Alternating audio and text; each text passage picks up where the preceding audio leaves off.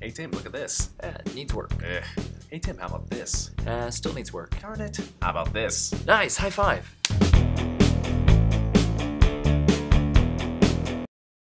Hey there everybody, how's it going? My name's Michael and this is normally Tim, but Tim has kind of been super busy lately and so I don't know if he's... Oh, gosh. Hey dude! Hey, here I am. Sorry, traffic from Burbank was terrible. But let's take that again. Hey there everybody, how's it going? My name's Tim. And my name's Michael. And you're watching the TMI show brought to you by CTN. CTN Animation Expo. Now, for those of you out there, and maybe I'm a newbie at this, what is CTN Animation Expo? Well, CTN, first of all, stands for Creative Talent Network. I didn't know that. Well, now you know. And every November they put on an animation expo up in Burbank, the animation capital of the world. And it's a really great place for professionals and students to come together and meet and learn and hang out and buy art and sell art and really just enjoy being with other craftsmen. So in this episode we're going to talk a little bit about Tim's CTN Animation Expo experience. We're also going to talk about how you would probably go about networking at an expo and maybe pitching your portfolios or work at an expo, or how you would just go about existing in the expo world. I did not get to go to CTN. In fact, I'd never been. I was holding a party. But you know who went to CTN and was still able to make it to my party? Who? John Blake, everybody, yes. and this guy. And this guy. Don't worry. Right. But Thanks for the credit. But I'm really surprised because I've only been to a couple expos, and again, expos on abroad. Just in case there's anybody who doesn't know, I mean, Comic-Con is probably the biggest expo that everybody knows about, that everyone hears about, the expo of all expos. And this is not Comic-Con, by the way. Comic-Con is very much something designed for the fans, where you can get together and see your favorite celebrities in the pop culture world and hear about stuff that's coming out. And there's a lot of crossover between CTN and Comic-Con in that venue. Yeah, because Comic-Con wasn't initially that. Right. But we're not going to turn this episode into a Comic-Con commentary episode. That'll be another episode. But cons in general, for anybody who, again, does not, you know, as Tim was saying, places where it's focused, so let's say Animation Expo, focusing on the animation industry. Let's say Anime Expo, we're focusing on anime. Comic-Con initially focusing on comics, but now it's turned into all sorts of media. Right. And it's a great place where you can go and see people who are working in the industry. You're a fan of the industry, you want to meet those people, you want to see their panels, you want to see tables, you want to see boards and workshops. All sorts of things. So why don't we go ahead and get to your experience over the weekend? How many days did you go? I was there for all 3 days. Okay. It's a Friday, Saturday, Sunday expo, and then there's a few smaller things that happen like Thursday or Monday if you're some special person, which I'm not that special. So not yet. Yeah, exactly. But generally speaking, everything happens Friday through Sunday, and I was there for all 3 days. And Friday was kind of the learning experience day, and then Saturday and Sunday I kind of got my rhythms going and was pretty productive. There's basically 4 things that the expo pretty much boils down to. 4 things that people attempt to go there to do. It's either buy or sell art, job hunt, learn from workshops and demos and whatnot, and network. And I think the 2 most important things you can do there are attend the learning functions and network. Buying and selling art is terrific. It happens. Getting a job may or may not happen. They do have recruiters there. They have panel reviews. So if you're an all-star whatever you do, then you might just go to the Disney portfolio table, review table, and get a job out of it. But realistically, that's not going to happen with most people. It's just because there's only a few spots and there's lots of us there. That doesn't mean you still can't be successful career-wise at the expo, and I'll tell you how I did that. Well, first of all, was this your first year at CTN? Yes, it was. Okay, so now why don't you tell us how you prepped for it and why was your main motivation for going? What was your main motivation? Main motivation was, like I mentioned before, network. I said again, learning and networking are like the 2, I think, the best things you can do there. And for me, the number 1 thing was networking. So mostly I prepped for the workshops, though. Beforehand, they have all the workshops listed out. And you can get like fast passes, so you can get a guaranteed spot in those panels. I looked through the panels beforehand, looked at what was interesting. There was a storyboarding panel, which I signed up for. I thought would be really good. There was a really great panel on freelancing and what have you. So I bought tickets for that, and that way I guaranteed I would definitely get something out of the weekend, which was hit and miss, of course. That's pretty much the preparation I did. Honestly, not having been to CTN before, I didn't really know what to expect. When you arrived, what happened? Were you overwhelmed? Were you ready? Yes. Oh, okay. Big overwhelm. You go in, there's a huge show floor, there's a lot of people, there's a lot happening. It's really difficult to just kind of sit down and go, gosh, what do I want to do? Where do I want to go? What do I want to see? So let's bring this back in. Yeah. So what did you? So overall, let's say, did you get to go to all of those panels you signed up for? I did. Okay. I went to all the panels I signed up for. Then I went to a few others because even if you don't sign up for them, there's still a standby line, and they'll kind of look the other way from the fire marshal and cram in more people than they should. Networking. Did you make some contacts? Did you make some new contacts? Get some contact info? Definitely. Okay. Yes. Now, numbers. Would you say 1, 2, 10? I mean, what? Well, how many contacts? Well, I came back with a big stack of business cards. Okay. Business cards are handed out like candy out there. It's really great. And I'd say out of all the people I talked to, I probably came back with about 5 or 6 really good people that I can stay in touch with, and will be valuable assets to the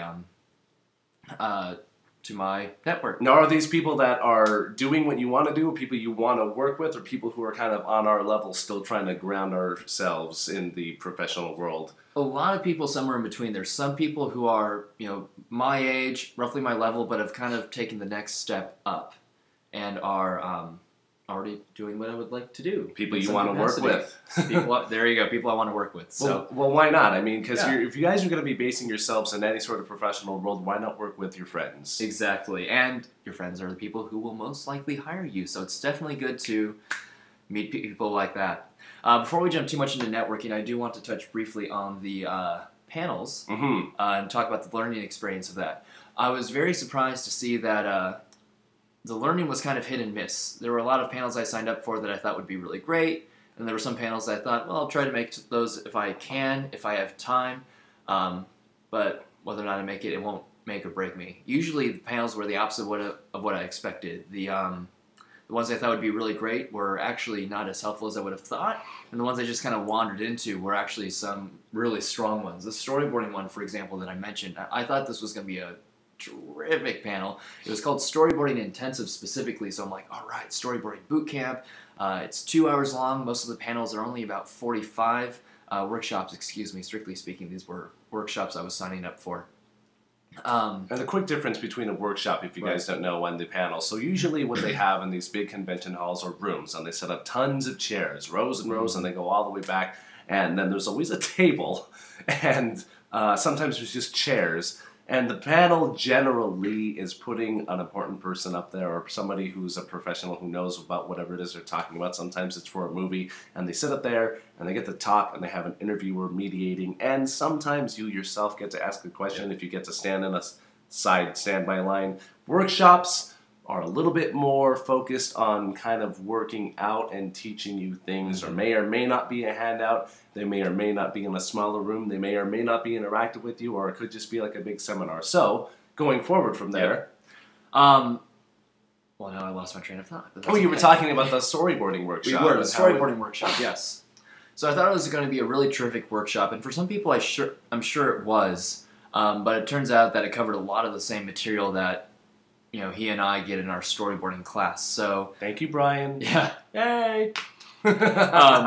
So unfortunately, it wasn't as useful as I thought it would be. On the flip side of that, there was a panel I stepped into with Bob Kurtz called "So You Call That Funny" or something like that. It sounded like a comedy workshop, and I had some free time. I thought, might as well, let's do it. And it turned out to be a really useful panel or workshop. It was actually a little more in line with what we talk about in storyboarding, where he sat down and he broke down the openings to Hot Fuzz and Raising Arizona with us, and we went through sort of clip by clip, and Mr. Kurtz talked about what was working, what the director was doing, how he was setting up rhythms or setting up a mood, and it ended up being more like storyboarding than the storyboarding workshop was, interestingly.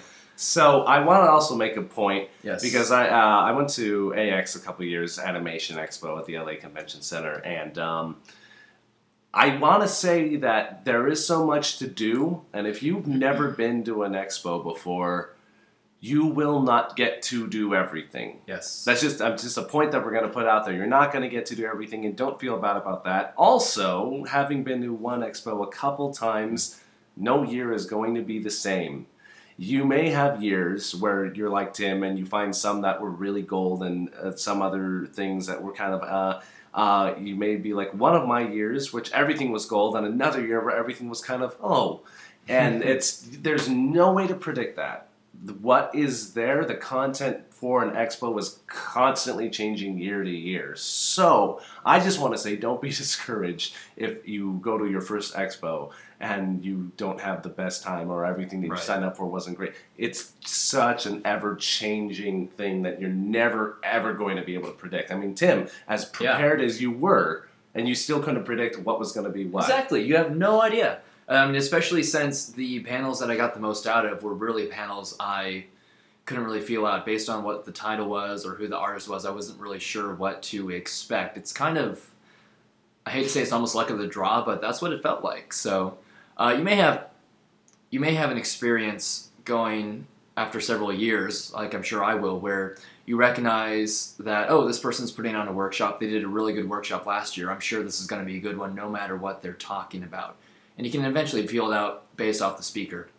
But as for your first year, like mine, it'll probably be a little bit up in the air, and that's okay. Now, will you go back? Definitely, definitely for the networking and a bit of the learning. Okay, we'll get to networking. I do want to bounce off your first point about not being able to do everything, because I do believe you will learn a lot of important things from the workshops and then the smaller demos that happen around the expo hall. And by the way, the demos take place at a lot of smaller workstations where they'll have a TV up and you can watch what the artist is doing. And they'll sit down for about 45 minutes and demonstrate doing an environment really quickly, or doing animation. One of the old Disney animators from the 1990s of Disney animation was there demoing an Abu animation, how to animate Abu, which was awesome. But honestly, I don't believe that the learning, again, is the most important thing you'll do there, because like I said, it's hit and miss, and a lot of the information you can get off the internet. So definitely go to the workshops. Don't let that discourage you. I bring this up because don't use the workshops and demos and things as time fillers. If there's something you want to go to, definitely go to it. If you think it'll be useful, definitely go to it. But don't just look at your clock and say, oh gosh, it's 3 o'clock, the expo's going till 6, I don't really have anything else I want to do, I might as well just go see this panel just because. You've only got a limited time. Why not utilize it to the fullest in every single way that you can? Utilize it to the fullest to network. Yeah. This is a terrific networking opportunity. Now, I'm actually going to say that we're going to cut this in a 2-parter episode. Oh, I don't think we've ever done that. So, if you look at our next video that'll be coming up, it'll be part 2 of the CTN Animation Review, and we're going to talk to you specifically about how you go about the actual process of the networking. Right. So, for now, my name's Michael. My name's Tim. Thanks for watching, everybody. And stay tuned. Hey guys, if you have any questions or comments or anything like that, be sure to email us at tmi.art.productions@gmail.com. And be sure to feed your turtles.